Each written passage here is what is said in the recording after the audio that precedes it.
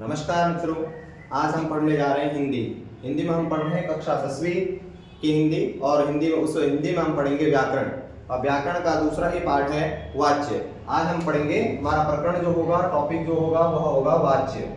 अब विषय है कि प्रश्न है कि वाच्य कहते किसको है। तो वाच्य का जो परिभाषा है, जो शाब्दिक अर्थ निकलता है, वाच्य का होता है इंग्लिश में कहते हैं वॉइस। तो वॉइस का जो हिंदी पर्याय है वो वाच्य कहलाता था, बोलने का विषय। तो वाच्य किसको कहते हैं? वाच्य कहते हैं हम बोलने के विषय को क्या कहते हैं? वाच्य कहते हैं। बोलने के विषय को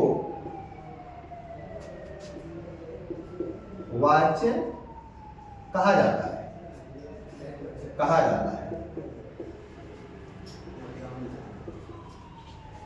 बोलने के विषय को क्या कहा जाता है? बोलने के विषय को वाच्य कहा जाता है। अब आते हैं कि वाच्य के प्रकार कितने होते हैं।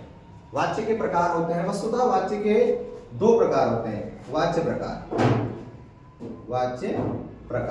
तो वाच्य के दो प्रकार होते हैं। पहला है कर्तरी वाच्य। कौन सा? कर्तरी वाच्य। दूसरा है अकर्तरी वाच्य। दूसरा क्या है? अकर्तरी वाच्य।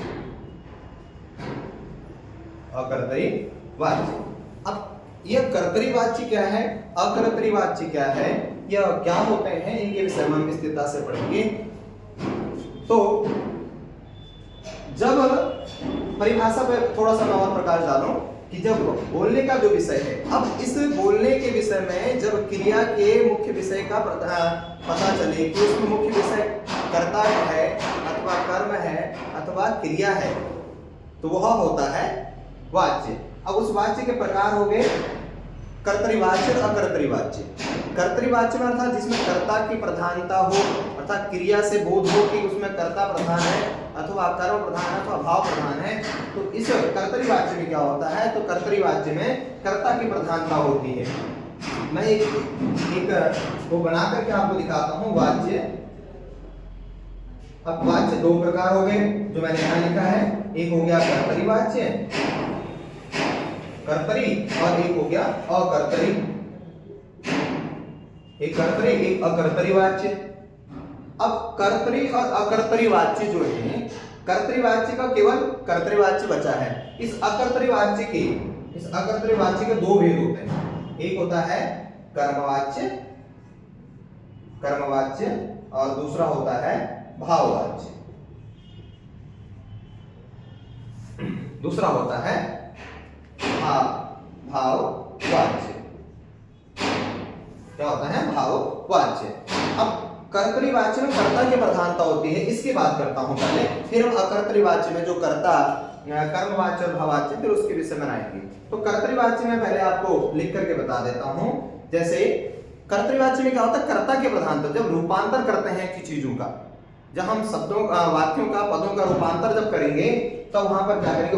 वाक्यों का जब रूपांतर करेंगे तो उसमें जब हमें पता चलेगा कि कर्ता प्रधान है, क्रिया प्रधानता है अथवा कर्म की प्रधानता है, तो वह कर्तरी वाच्य, कर्मवाच्य, भाववाच्य कहलाता है।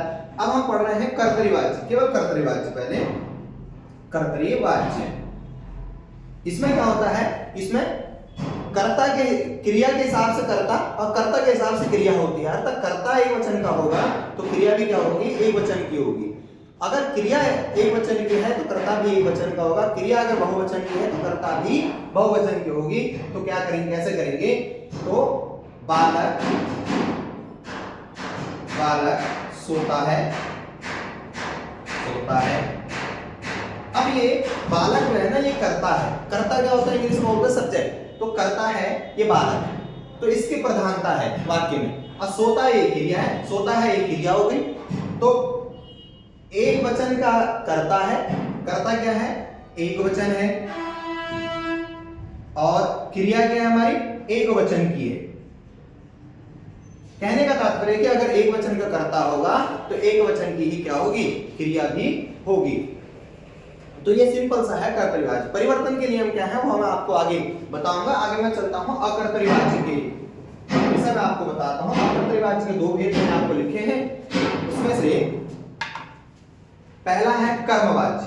अकर्तरी का आपको समझाता हूं पहले।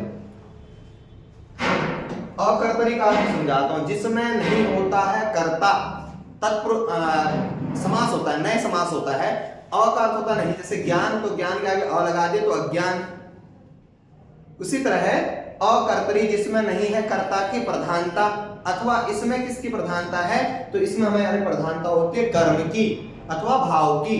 तो जब कर्म की और कर्ता की प्रधानता होगी, तो वहां कर्म की अथवा भाव की प्रधानता होगी, तो वह कर्तृवाचक, अर्थात उसमें जो कर्ता तो होता है, ऐसा नहीं कि कर्ता नहीं होता है, कर्ता तो होता है, परंतु उसमें कर्म की अथवा भाव की प्रधानता होती है। जैसे नेताजी खेतीबाड़ी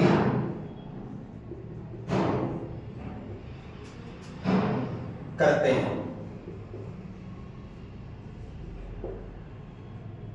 अब ये जो खेतीबाड़ी है ना, नेताजी करता है, खेतीबाड़ी है ना, तो ये जो है ना, ये आपका कर्म है, वो कार्य कर रहे हैं। किसका कार्य कर रहे हैं, तो खेतीबाड़ी का। अर्थात खेतीबाड़ी का काम करने का कार्य कौन कर रहे हैं, तो नेताजी कर रहे हैं। अर्थात कर्म की प्रधानता है, भाव की प्रधानता नहीं है। भाव की प्रधानता बाद में आपको अभी आगे बताऊंगा। तो इसमें नेताजी करता है, खेतीबाड़ी कर्म है, और क्रिया आप दिख रहे हैं करते हैं। तो नेताजी खेतीबाड़ी का काम करते हैं। तो कर्म क्या होता है, कर्म का चिन्ह क्या होता है, कर्ता ने कर्म को। तो अर्थात नेताजी किसका कार्य करते हैं, तो खेतीबाड़ी का कार्य करते हैं। और आगे मैं आपको बताने जा रहा हूं भाववाच्य, उसके बाद मैं परिवर्तन के नियम आपको बताऊंगा।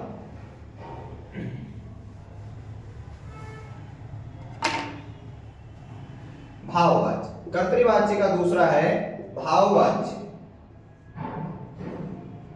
भाववाच्य, भाववाच्य में क्या होता है, भावों की प्रधानता होती है, क्रिया की प्रधानता होती है, भावों की प्रधानता। जिसमें क्या होता है, भावों की प्रधानता होती है, भावों अथवा क्रिया की प्रधानता होती है।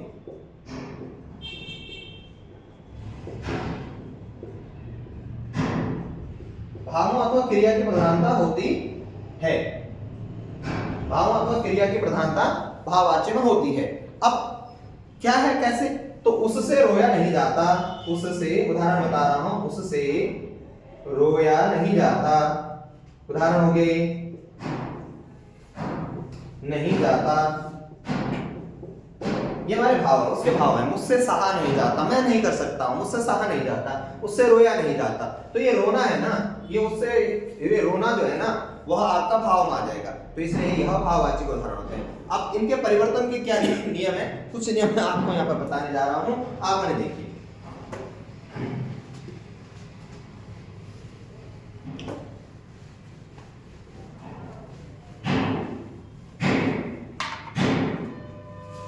वाच्य परिवर्तन, ये इंपॉर्टेंट है, सीबीएसई में जो पूछा जाता है,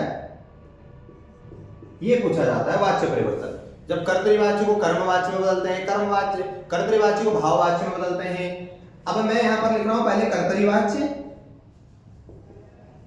उसके बाद मैं लिख रहा हूं भाववाच्य। भाववाच्य, कर्तृवाच्य और भाववाच्य। कर्तृवाच्य में मैं पढ़ता हूं, मैं पढ़ता हूं। अब भाववाच्य में अगर मैं इसको बनाऊंगा तो मुझसे पढ़ा जाता है, मुझसे पढ़ा जाता है। और अगर मैं इसको कर्मवाच्य में बदलूं, कर्मवाच्य में अगर मैं इसको बदलूं, तो मेरे द्वारा पढ़ा जाता है, जाता है। ये एक वाक्य को 3 वाक्य परिवर्तन करना, ये नियम है।